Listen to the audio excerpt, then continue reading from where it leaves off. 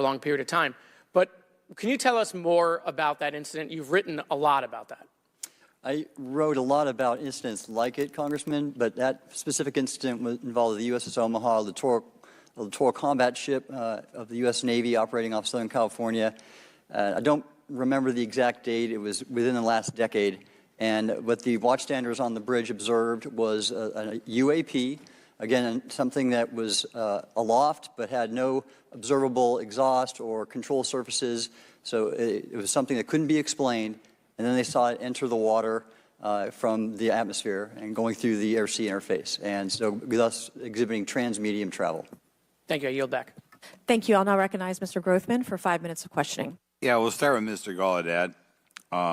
During a previous UAP hearing, Navy Commander David Fravor discussed the Tic Tac object engaged in 2004. Are you familiar with the incident, the Tic Tac incident? Yes, sir. And that's almost 20 years ago, right? Yes, sir.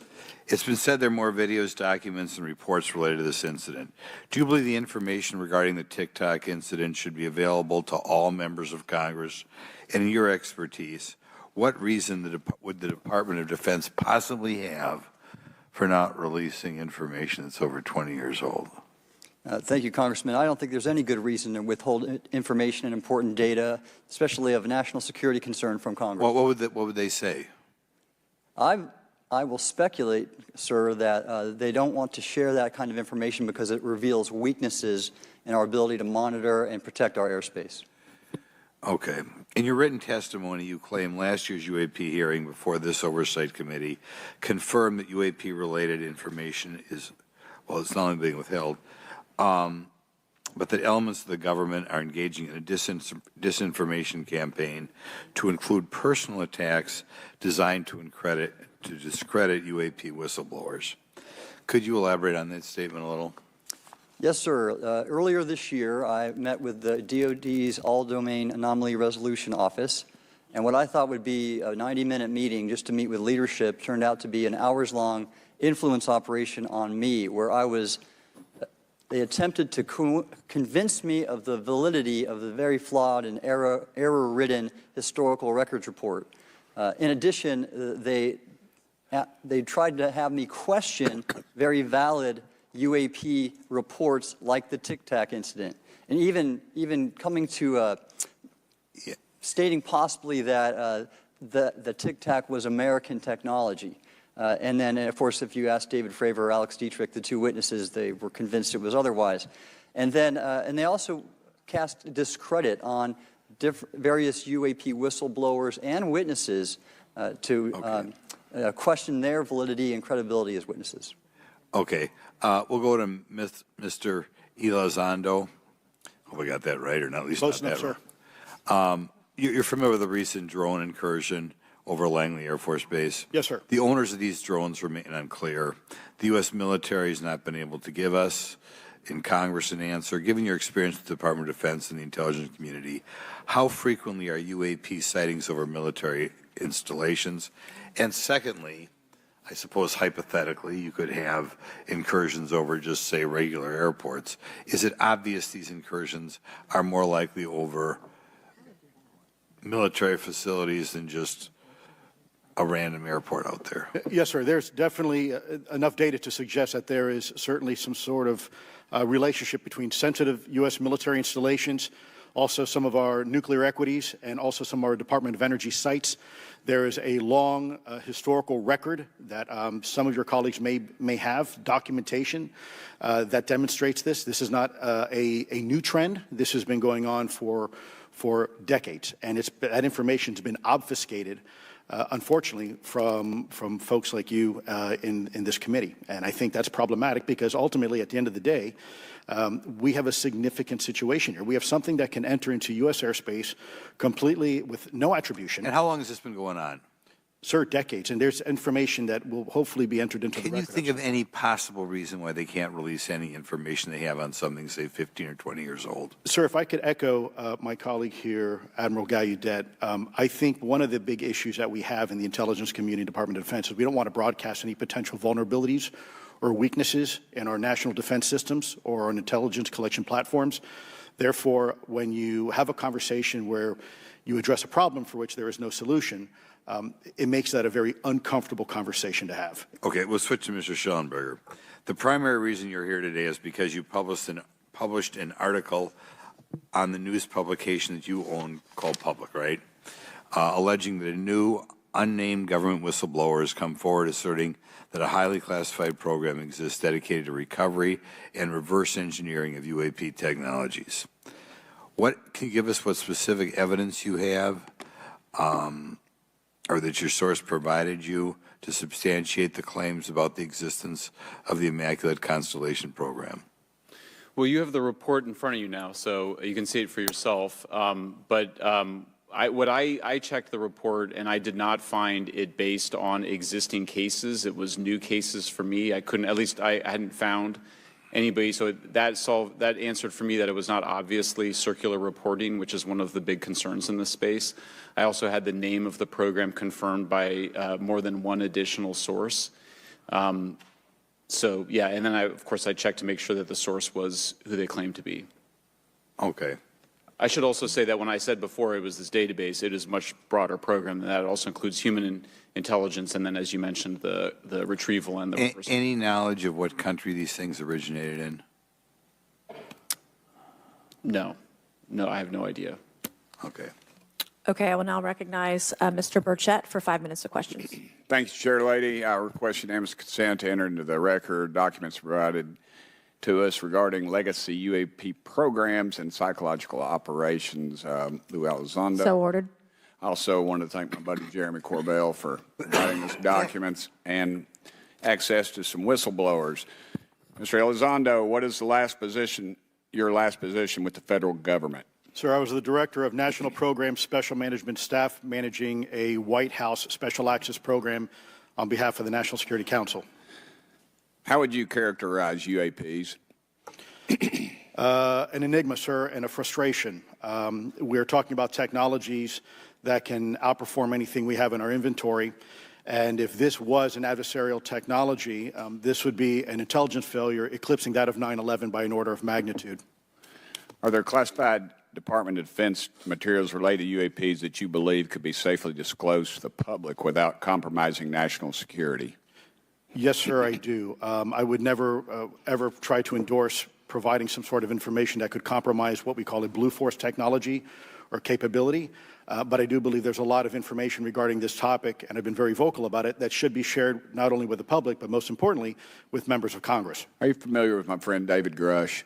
Absolutely, sir. I had the privilege and honor of working with him myself several years ago at U.S. Space Force.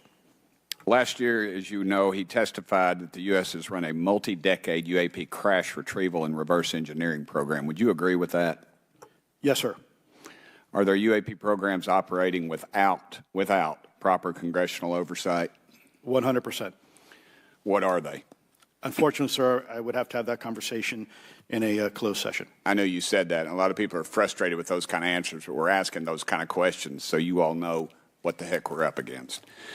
You also mentioned in your opening statement that the Pentagon's Public Affairs Office employs a psychological operations officer as the singular point of contact for UAP-related inquiries. Why the heck would they do that?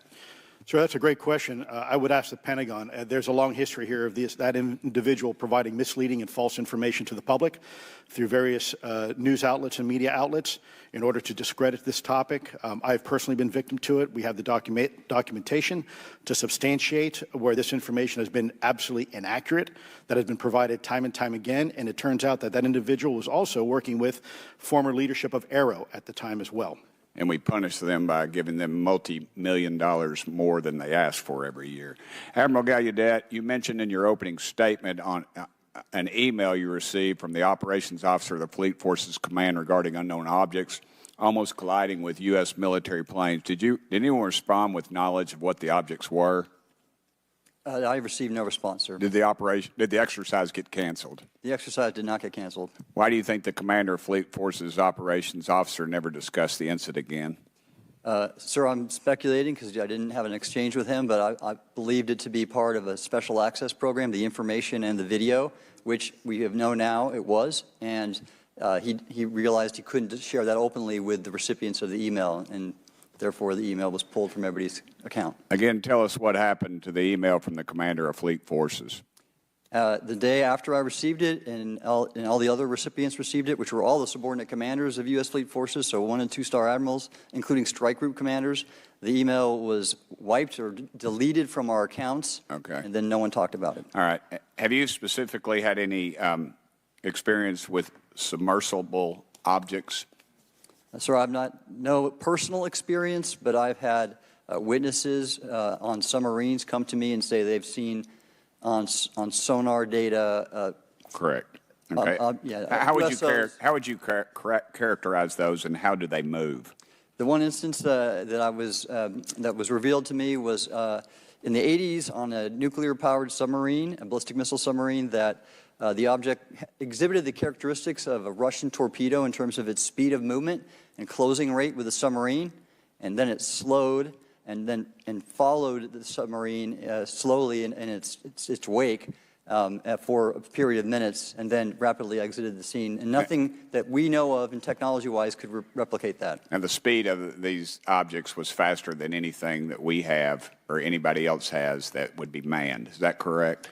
It was on the order Underwater. of a torpedo. So Yes, sir. Yes, sir. But as it exited, it Well, I don't exactly know how fast a torpedo is, but I expect it does better than my old outboard Scott Atwater, so I'll take that as a yes. Yes, okay. Have you experienced any experience with the All-Domain Anomaly Resolution Office, ARROW? Yes, Congressman, as I mentioned previously, I have met with them. Okay. You heard Mr. Elizondo describe psychological operations for those contacting the Department of Defense about UAPs.